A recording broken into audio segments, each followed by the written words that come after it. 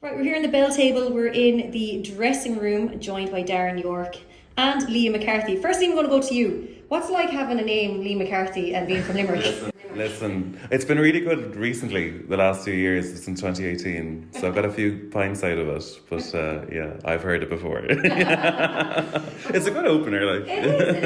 It's a good one. It's like, oh, Liam McCarty's pretty famous around Limerick. So there you go. And all those Liam, Limerick, that's been good. But I've showed my passport at a pub before because people wouldn't believe me. But it's not an unusual, like, I suppose it's a very Cork name, actually. All my, Yeah.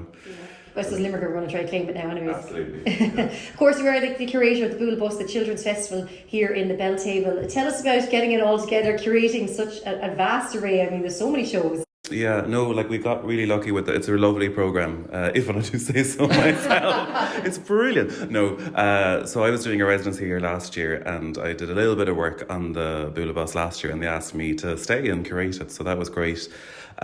So in terms of like the festival in general, like I'm really, why I say we're lucky is because we got really good companies. So we have fantastic European companies. We have Distilta Dance, which are the best dance company in Europe for children's dance, and really, so they're coming Sunday the 2nd. They're in partnership with Dance Limerick, so that's going to be on in St. John's Square there.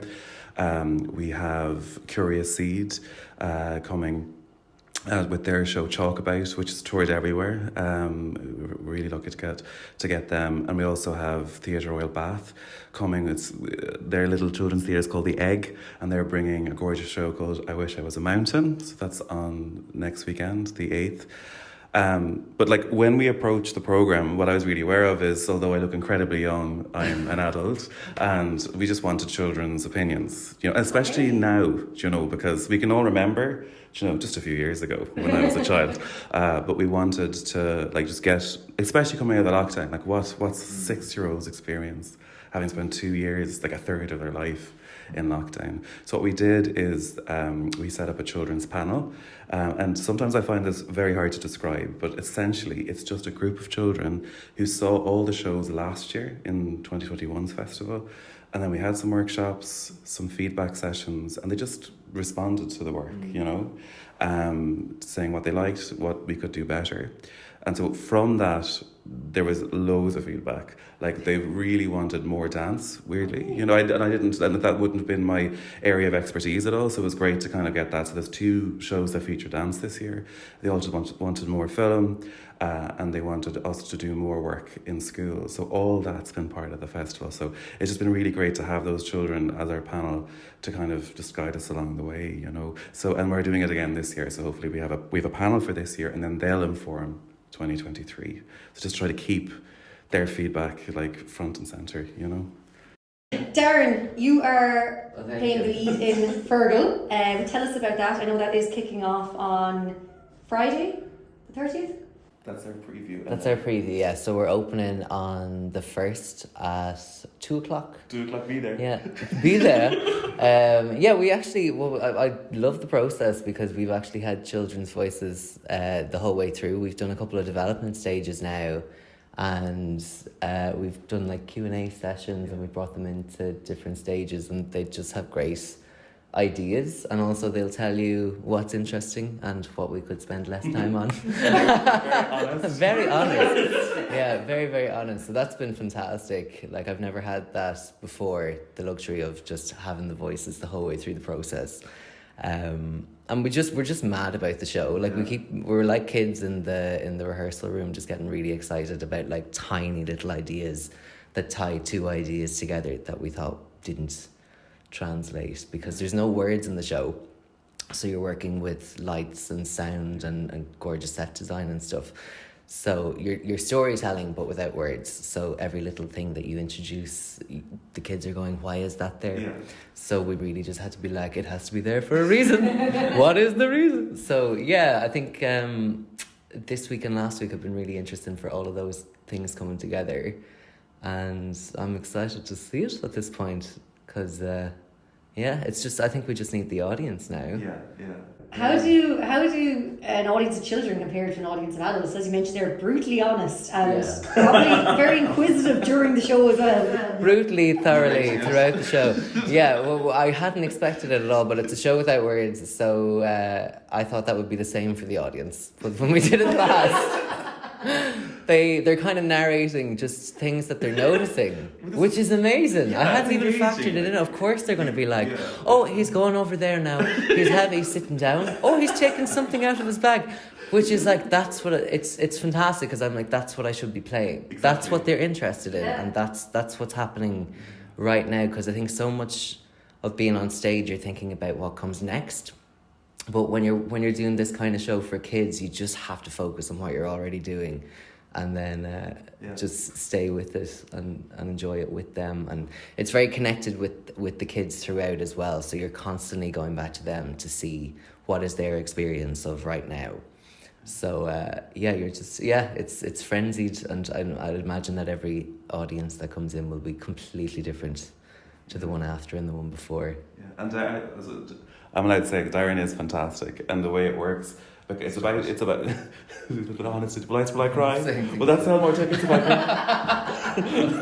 Someone's telling me to cry here. You can't see. No, he's fantastic, and the way the show, like, it's about a guy who just wants to be on his own, like the importance of enjoying your own company. He shows up on the beach, and the way it is, Darren's described it really well. It's so live, and he reacts to the reactions of the audience. And Darren has a great background in improvisation, and he's one of the very few actors, I think, who can really be both in the moment and then responding to what's happening and going with them. So I think it'd be Fun. Yeah.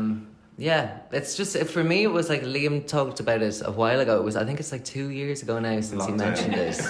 It was pre-lockdown, it was pre-pandemic when you mentioned the idea for it, and he had said that it was kind of an awkward guy who wants to be on his own. I don't know where I get my ideas. Yeah, I know, me too. I was like, I latched onto it straight away because we started thinking about them as Fergal moments. Yeah. So these moments where you do something a certain way when you don't think you're being observed and you don't think there are others around, and as soon as you become aware of others, you just fall apart. So like my big one is like realizing you've forgotten your keys, and rather than just turn sharp on your heels and go back for them, you perform this kind of for the people on the street who have been like watching you hawk eyes. So that kind of thing. So for this, the whole show kind of centers around, he goes to the beach, he thinks he's unobserved, and then he realizes that he hasn't been, and the others are around. So he's observed the whole time, and then tries to normalize and ends up looking even more odd, and it's a fiasco. Because will I tell the beach very story? fun. The beach Yeah. But like the idea is, like, I was on the beach in West Cork, like flapping around. I'm a big man, and I was just on my own, flapping around in my togs, having a great time because the beach was empty.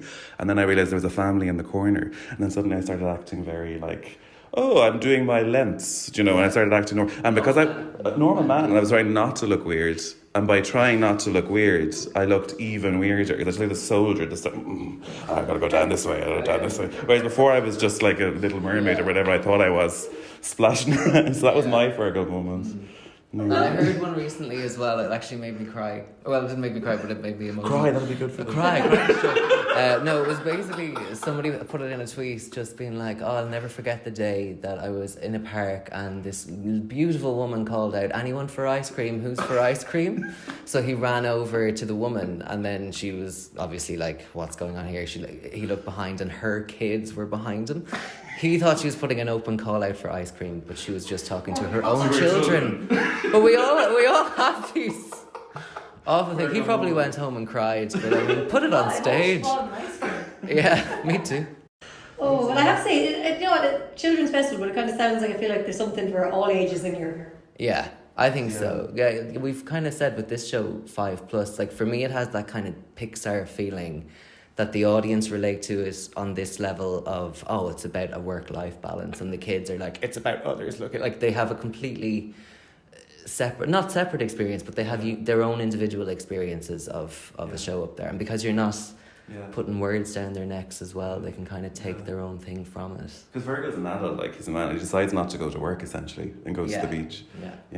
Which we all should do. Yeah, the dream. Working from home. It's hybrid. It's true about hybrid. Well, I think everyone should do that. Just remind everyone, of course, the Bualadh Bos Children's Festival kicks off on the 1st to the 14th of October at limetreetheatre.ie for tickets. I have to say, I am intrigued by everything you've just spoken about. I think it's going to be so much fun. A lot of colour and dance, as you mentioned, and I think there's something for, as I mentioned, all ages, of course, the children. So, both of you, Darren and Liam, Gurmeen Wagath. Thank you so much, Gurmeen Wagath.